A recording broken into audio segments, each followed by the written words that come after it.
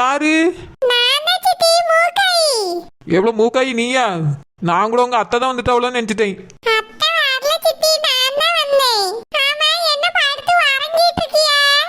என்னது உறங்கினேனா? நான் சிந்திச்சுக்கிட்டே படுத்திருந்தேன்.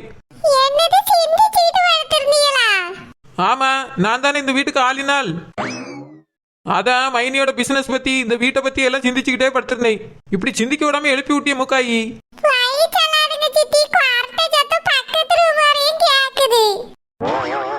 என்னது பக்கத்து ரூமுக்கு கேக்குதா?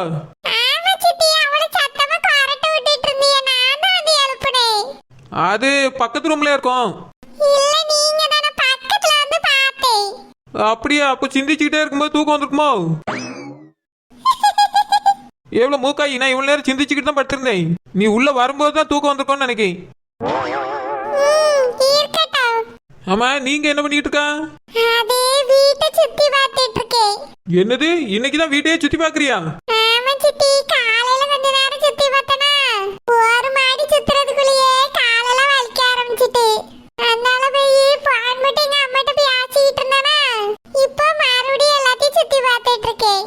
எதுக்கு படி ஏறி ஏறி சுத்தி பாத்துக்கிட்டு இருக்கா?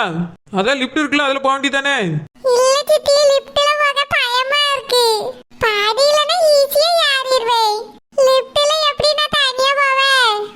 அதுல நம்ம யார் நின்னாலே போதும், அதை தூக்கி கொண்டு விட்டுரும். சரி, தனியா போறதுக்கு பயமா இருக்கும், புருஷனை கூட்டிட்டு போக வேண்டியதானே?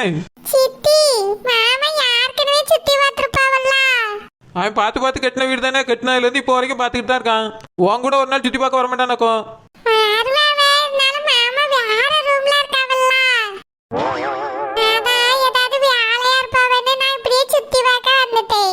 என்னது சந்துரு வேற ரூம்ல இருக்கானா?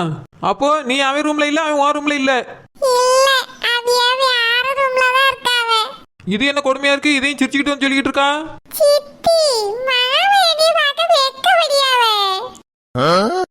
என்னது வெக்கப்படியானா?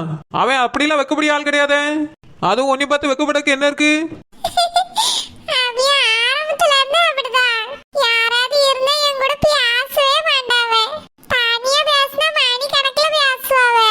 சரி, ரூம்ல இருக்கும்போது ரெண்டு பேரும் தனியா தானே இருப்பியா, நல்லா பேச வேண்டியதானே?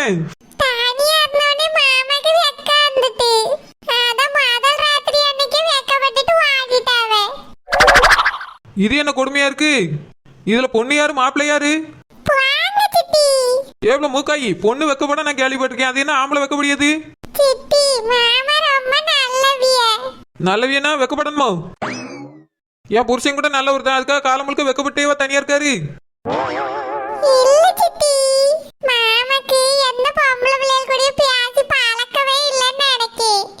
ஓ, இப்படி வேற போதா கதை?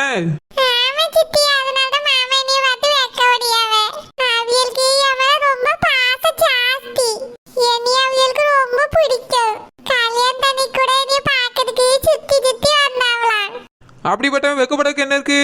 இது ஏதோ தப்பா இருக்க.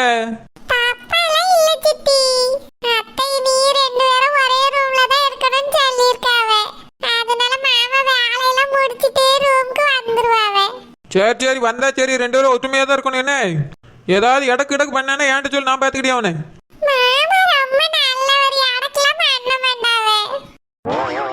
ஓஹோ, மாமாக்கு சப்போர்ட் வேற இப்படி போகுது. யார் வீட்டுக்கு? இல்ல, மறு வீடுன்னு சொன்னியா? சந்துரு வேற ஒரு வீடு வாங்கிட்டானோன்னு பார்த்தேன்.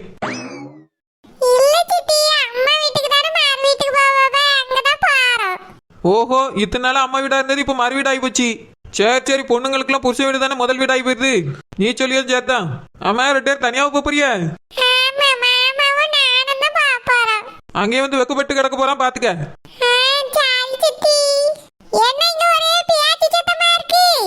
ஏத்தே, ஒரு ரூம்ல ரெண்டு பேரும் தான் பேச்சு சத்தம் கேட்கதான் செய்யும். இப்ப தான் நீங்க வந்துட்டீங்களோ பேசுறீங்களோ, இந்த மாதிரி தான் நாங்களும் பேசிட்டு இருந்தோம்.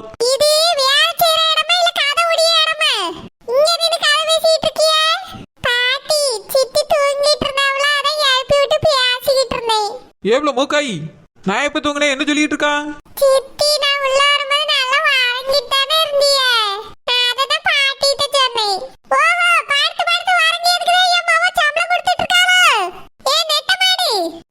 ஒரு வேலைக்கு தான் பிராஜனை இல்லைன்னு நினைச்சேன். இப்பதான் தெரியுது எதுக்கு சும்மா தான் படுத்து கிடந்தேனா மூக்காய் பார்த்துட்டு நான் தூங்கின்னு நினைச்சிட்டா தேய். நல்ல காரவுடி உன்னை பத்தி எனக்கு தெரியாதாக்கா.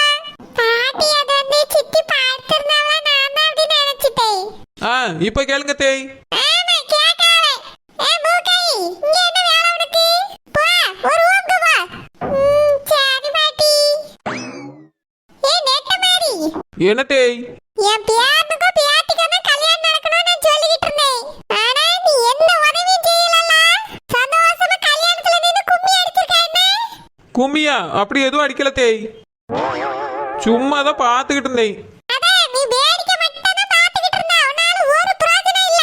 ஏதாவது ஒரு உதவியை உருப்படியா செஞ்சிருக்கியா? நிச்சயத்திலேயே நிறுத்திடலான்னு பார்த்தேன். நிச்சயத்தை நடக்க விட்டுட்டா. கல்யாணத்தையாவது கிடைக்கலான்னு பார்த்தேன். அதுவும் நடக்காம போயிட்டு. என் பேத்திக்கு இன்னொரு பையன் கூட கல்யாணம் முடிஞ்சிட்டு. அவ வாழ்க்கையும் நல்லாவே இல்ல. எல்லாத்துக்கும் காரணம் நீதான். ஒரு உதவியும் ஒழுங்கா செய்யல எனக்கு. ஏத்தேய், அதுக்கு நான் என்னத்தை செய்ய முடியா? என்னால முடிஞ்ச உதவி உங்களுக்கு செய்யதான் செஞ்சேன். அதையும் மீறி கல்யாணம் நடந்ததுக்கு நான் என்ன பண்ண முடியும்? உங்க பேத்தி அங்க நல்லா வாழலன்னா அங்க போய் தான் கேட்கணும். என்ன கேட்டா என்ன அர்த்தம்? கேக்குற மாதிரி ஒரு இடத்துல கட்டி கொடுத்திருக்காங்க ராணி. இதுக்கு தான் எப்படியாவது கல்யாணத்தை நிறுத்திடணும்னு நான் பாடுபட்டேன். நீ என்னடான்னா எனக்கு ஒரு உதவி கூட செய்யாம இருந்துட்ட. உன் அக்கா மகன் இந்த வீட்டுக்கு வரணும்னு ஏதாவது உள்குத்து குத்துட்டியா? ஏத்தேய், உள்ளேயும் குத்தல வெளியும் குத்தல ஒரு குத்தம் குத்தல தேய்.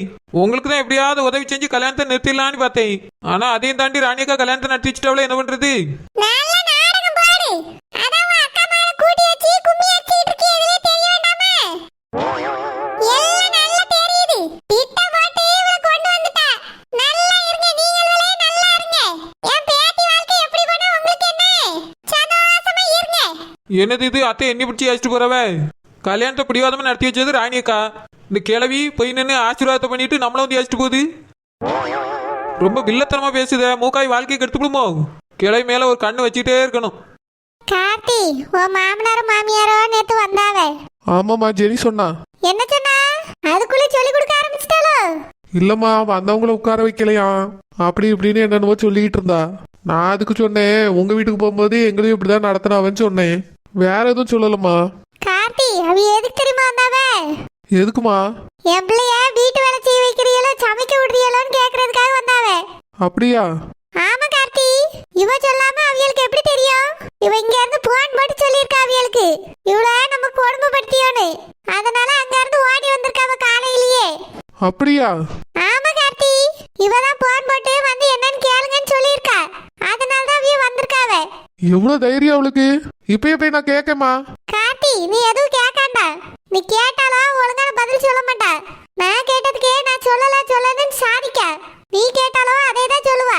அதுக்கு இப்படியே விட சொல்றீங்களா? என்ன நடந்தாலும் இப்படிதான் போன் போட்டு சொல்லுவா. இதெல்லாம் ஆரம்பத்திலே தட்டி வைக்கணும். நான் அவளை போய் என்ன ஏதுன்னு கேட்டுட்டு வரேங்க. வேண்டாம் கார்த்தி, இப்ப எதுவும் கேட்காண்டா. பிறகு பாத்துக்கிடலாம்.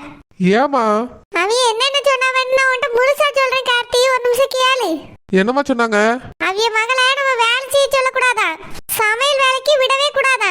சமைக்க ஆள் இல்லைன்னா நான் வேணா என் வீட்டுல இருந்து வேலைக்காரவியல அனுப்பி வைக்கேன்னு சொல்லியாவே. அதுக்கு நான் சொன்னேன், எங்களாலேயும் வேலைக்காரங்களெல்லாம் வச்சு சம்பளம் கொடுக்க முடியும். ஆனா வீட்டு மருமகளுக்கு சமைக்க தெரியணுங்கிறதுக்காக தான் நாங்க இந்த மாதிரி வேலை வாங்கியோன்னு சொன்னேன். அதுக்கு அந்த ராணி எப்படி தெரியுமா குதிக்கா? என்னென்னமோ பேசியா. அவளை எப்படி கார்த்தி உட்காருன்னு சொல்லி மரியாதையை நடத்த முடியும்? எனக்கு அதான் அவளை உட்கார சொல்லவே இஷ்டம் இல்லை. நீங்க பண்றதுதாம்மா கரெக்ட். அவங்க வீட்டுக்கு போகும்போது மட்டும் மதிச்சாங்களா? அவங்களெல்லாம் இப்படிதான் நடத்தணும். கார்த்தி, அந்த ராணி ரொம்ப மோசமா பேசியப்பா. நம்மளால நம்ம வீட்டுக்கு வேலைக்காரங்களை வச்சு சம்பளம் கொடுக்க முடியாது. அவ என்னடான்னா வேலைக்காரியை அனுப்பி விடட்டுமான்னு கேட்கா. ஓ பொண்டாட்டியோ அங்கதான் சப்போர்ட் பண்ணியா? என் பேச்ச காதல வாங்க மாட்டேங்க. நான் சொல்றேம்மா அவகிட்ட. நீ இப்போதைக்கு எதுவும் சொல்ல வேண்டாம்ப்பா. ஏம்மா அப்படி சொல்றீங்க? ஆமா, எது சொன்னாலும் ஒரு காரணம் இருக்கும். போகும்போது அந்த ராணி சொல்லிட்டு போறா, சீக்கிரமே உங்களுக்கு வீடு வாங்கி தராளாம். அந்த வீட்டுல நீயும் பொண்டாட்டியும் போய் இருக்கணுமா, எல்லா வேலைக்கும் ஆள் வச்சு அவளே சம்பளம் கொடுக்கலாம் அப்படின்னு சொல்லிட்டு போறா. அவங்க வீடு வாங்கி கொடுத்தா நான் தனியா போயிருவேனா?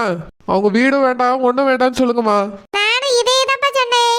வீடு வாங்கி தந்த உடனே என் மகன் எல்லாம் தனியா போக மாட்டான், அவன் எங்க கூட தான் இருப்பான்னு சொன்னேன். ஆனா அந்த ராணி நான் வீடு வாங்கி கொடுக்க தான் போறேன்னு சொல்லிட்டு போறா. தேவையில்லைன்னு சொல்லுங்கம்மா. கார்த்தி, வரது எதுக்கு வேண்டாம்னு சொல்லணும்? அவிய வீடு வாங்கி தரட்டும். என்னம்மா சொல்றீங்க? ஆமா கார்த்தி, வீடு வாங்கி தரட்டும். அந்த வீட்டுல போய் நம்ம எல்லாரும் இருந்துக்கலாம். அவங்க வீட்டுல நம்ம ஏமா போய் இருக்கணும்? அதான் நம்மளுக்குன்னு ஒரு வீடு இருக்குல்ல. இருக்குதுப்பா, அந்த ராணி பெரிய வீடா தான் வாங்கி தருவா. இந்த வீட்டை காலி பண்ணிட்டு நம்ம எல்லாரும் அங்க போய் இருக்கலாம். வேண்டாம்மா, அவங்க வாங்கி தரது எதுவும் வேண்டாம். அப்படிலாம் சொல்லாத கார்த்தி. எது தந்தாலும் வாங்கிக்கிடணும். தரலனாலும் எல்லாத்தையும் எழுதி வாங்கணும். அப்பதான் அந்த ராணி திமிர் குறையும். இவ்வளவு சொத்து இருக்கிறதுனால தான் இவ்வளவு ஆட்டம் போட்டுட்டு இருக்கா. எல்லாத்தையும் சீக்கிரமாவே மகளுக்கு எழுதி தர சொல்லி கேட்கணும். அப்பதான் அந்த ராணிக்கு திமிர் குறையும். அதனால நான் சொல்றேன், நீ கேள் கார்த்தி. அவ வீடு வாங்கி தந்தானா வாங்கிக்கங்க. நம்ம எல்லாரும் போய் அங்க இருப்போம். இல்லம்மா, அவங்க வீட்டுல போய் நம்ம இருக்கிறது சரி வராது.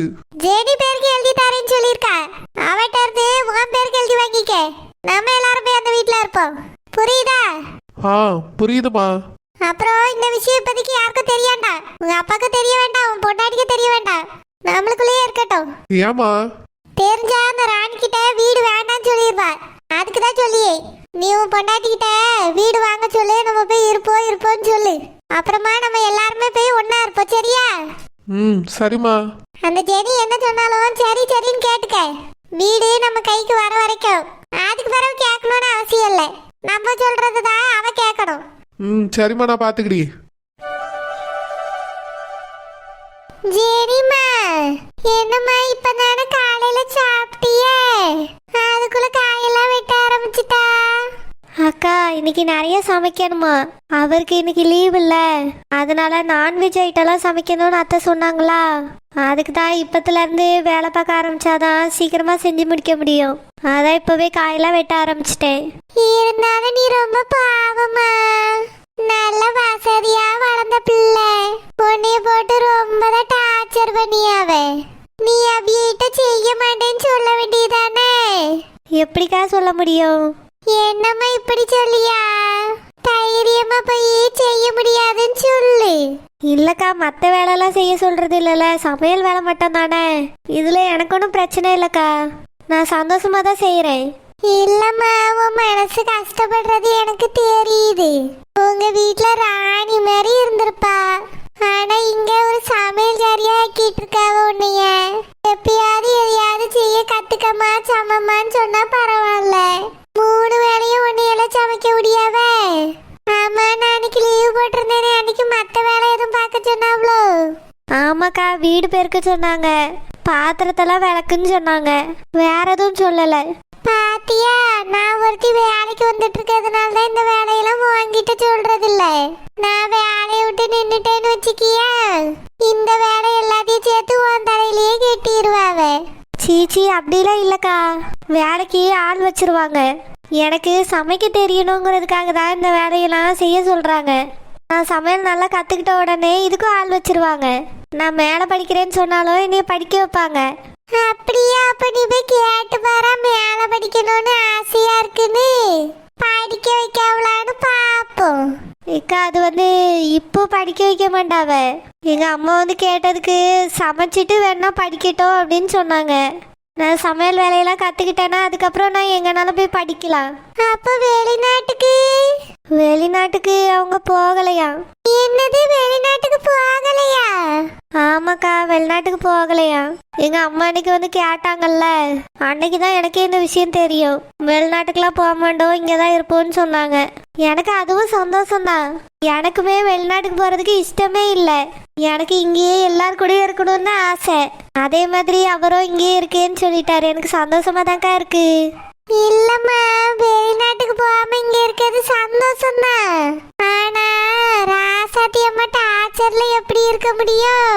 அவிய கூட இருந்தாலே அதை செய் இதை செய்யு எதையாச்சும் சொல்லிக்கிட்டே இருப்பாவ. சண்டை போடுவாவம்மா. நிம்மதியா வாழவே முடியாது. அதுக்குதான் எங்க அம்மா ஒரு வீடு வாங்கி தரேன்னு சொல்லியிருக்காங்கக்கா. அப்படியா? ஆமாக்கா, நானும் அவரும் இருக்கிறதுக்கு மட்டும் தனியா ஒரு வீடு வாங்கி தரேன்னு சொல்லியிருக்காங்க. இனி நானும் அவரும் அந்த வீட்டில் போய் இருப்போம். வீட்டு வேலை செய்யறதுக்குலாம் எங்க அம்மாவே ஆள் வச்சு அதுக்கு சம்பளமும் தரேன்னு சொல்லிட்டாங்க. பரவாயில்லையே. ஆனா ராசாத்தி அக்கா உங்களை தனியா விடுவாங்களா? அதான்க்கா எனக்கும் தெரியல. நானும் அவர்கிட்ட இன்னும் எதுவும் கேட்கல. இனிதான் கேட்டு பார்க்கணும். கேளுமா, என்ன சொல்லியாவன்னு பாரு. அப்படியே என்னையும் வேலைக்கு இங்க இருந்து அங்க கூப்பிட்டுக்க. இங்க வேலை செஞ்சு கஷ்டமா இருக்கு. நானும் அங்க வந்துடுறேன். சரிக்கா.